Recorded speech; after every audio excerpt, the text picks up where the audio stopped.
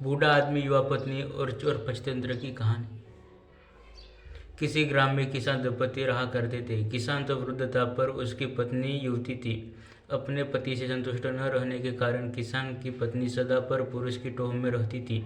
इस कारण एक क्षण भी घर में न ठहरती थी। एक दिन किसी ठग ने उसको घर से निकलते हुए देख लिया। उसने उसका पीछा किया और जब देखा कि वह एकांत में पहुंच गई तो उसके सम्मुख जाकर उसने कहा, देखो, मेरी पत्नी का देहांत हो चुका है। मैं तुम पर अनुरक्त हूँ, मेरे साथ चलो। वह बोली, यदि ऐसी ही बात है तो मेरी पति के पास बहुत साधन, वृद्धावस्था के कारण वह हिल नहीं सकता।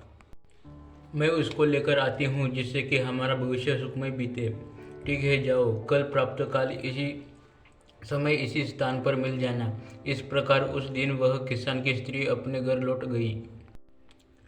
रात होने पर जब उसका पति सो गया तो उसने अपने पति का धन समेटा और उसे लेकर प्रातःकाल उस स्थान पर जा पहुंची। दोनों वहां से चल दिए।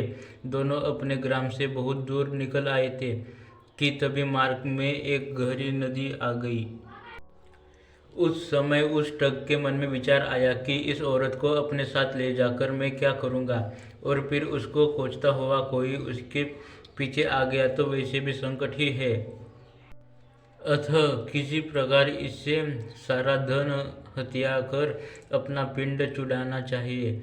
यह विचार कर उसने कहा, नदी बड़ी गहरी है, पहले मैं गठरी को उस पार रख आता हूँ, फिर तुमको अपनी पीठ पर लादकर उस पार ले जाऊंगा। दोनों को एक साथ ले चलना कठिन है।